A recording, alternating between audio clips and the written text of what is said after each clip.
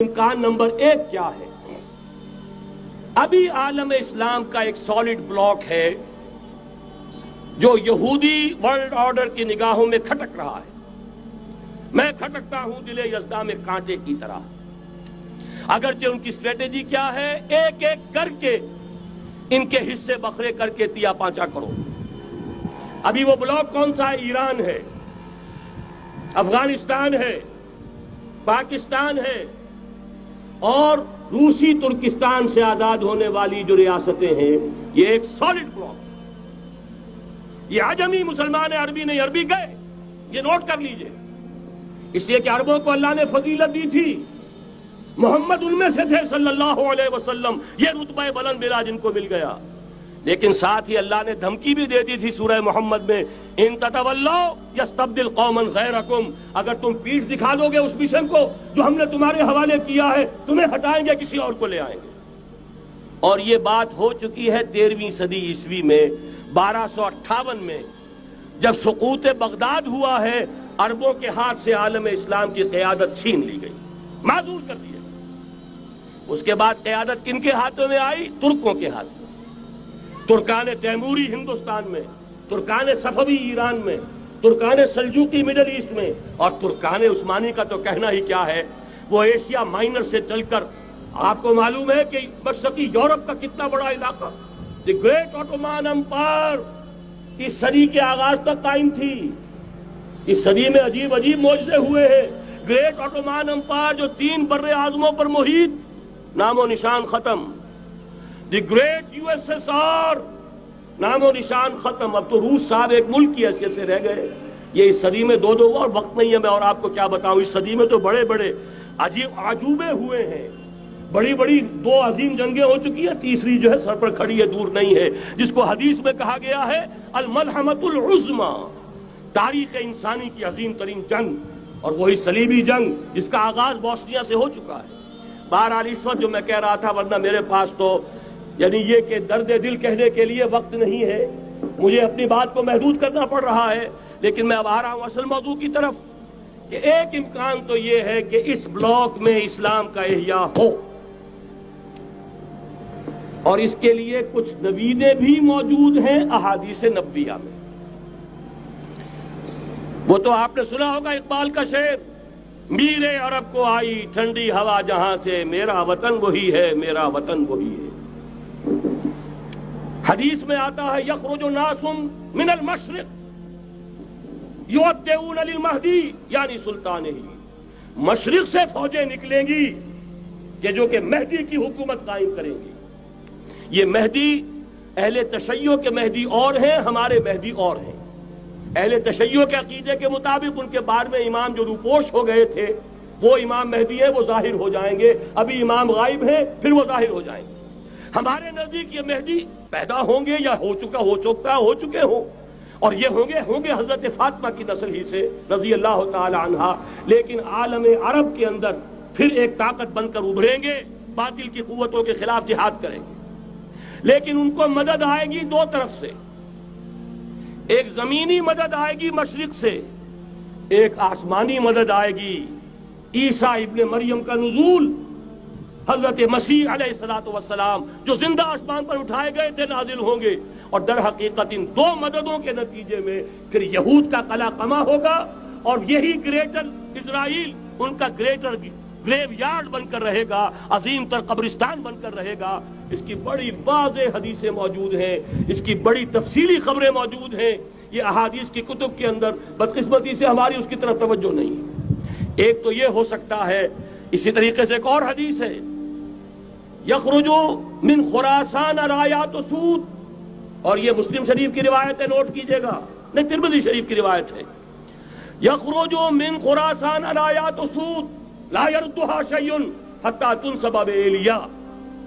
اور خراسان حضور کے زمانے میں آج کے افغانستان کا نام تھا۔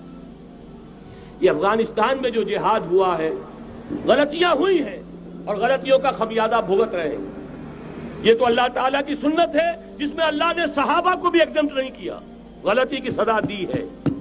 35 صحابہ کی غلطی غزوہ احد میں ہوئی، جہاں سے حکم تھا کہ مت ہٹنا، 50 میں سے 35 ہٹ گئے، نتیجہ کیا نکلا؟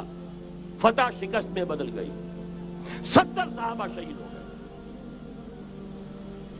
اللہ تعالیٰ نے فرمایا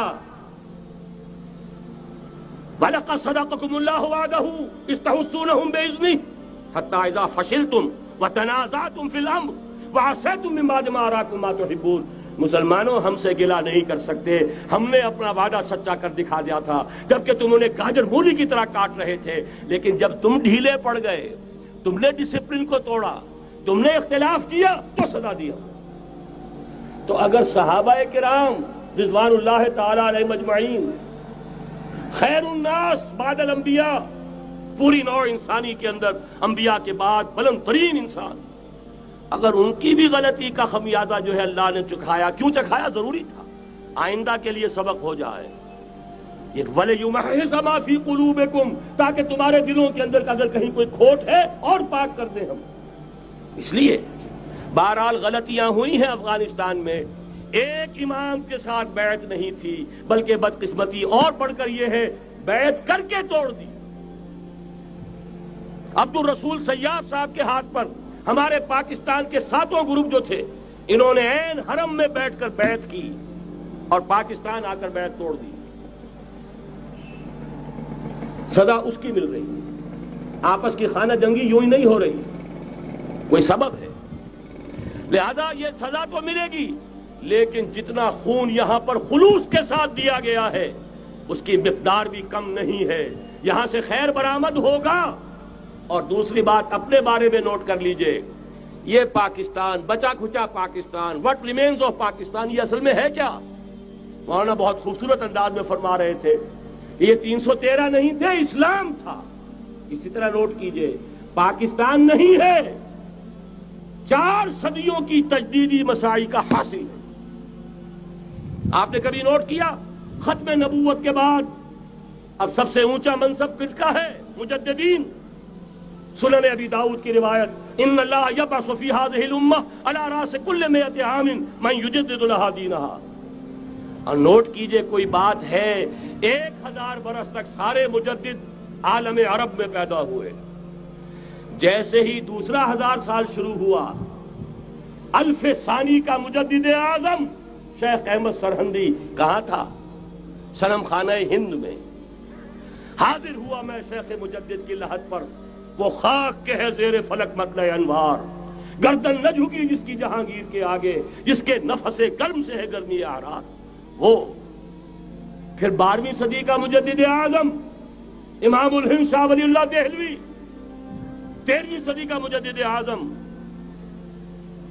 سید احمد بریلوی، اس کے خون کا امین اور اس کے ساتھ کے شہداء کے خون کا امین، ان کے جسموں کا امین آپ کا خطہ ہزارہ، آپ کا خطہ سوات، اس میں ان کی جانیں ہیں جو دی گئی ہیں۔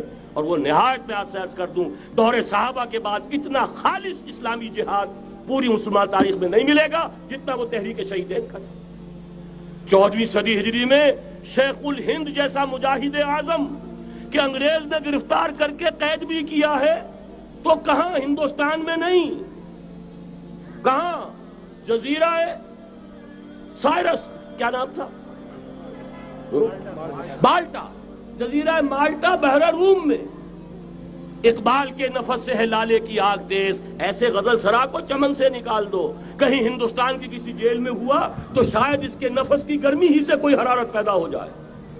اور اسی صدی میں، 14ویں صدی ہجری میں، اقبال جیسا مفکر، اسی 14ویں صدی ہجری میں مودودی جیسا مصنف، اسی 14ویں صدی ہجری میں مولانا الیاس جیسا مبلغ رحمہم اللہ، عظیم شخصیتیں آج پورے عالم اسلام میں آپ کو تبلیغی دوست ملیں گے۔ یہ کہاں سے شروع ہوئی تحریک؟ دہلی کی ایک چھوٹی سی مسجد سے۔ وہ مسجد بنگلے والی اب تو بڑی عالیشان ہو گئی ہے، جب وہاں شروع ہوا تھا کام بڑی چھوٹی سی مسجد۔ یہ سارے کام یہاں کیوں ہوئے؟ پورا عالم اسلام آزاد ہوا، کہیں نعرہ اسلام کا نہیں لگا، کہیں عرب قومیت پر، کہیں کسی اور عصبیت پر تحریکیں چلی ہیں، صرف تحریک پاکستان تھی کہ پاکستان کا مطلب کیا؟ لا الہ الا اللہ۔ کوئی سبب ہے کہ یہاں قرارداد مقاصد پاس ہوئی، حاکمیت اللہ کی ہے، کہ اکبر نام لیتا ہے خدا کا اس زمانے میں، یہ سارا ماضی سامنے رکھیے اور حضور کی دی ہوئی پیشن گوئیوں کا مستقبل سامنے رکھیے. ان دونوں سے ثابت ہوتا ہے اس خطہ ارضی سے کچھ ہونا ہے.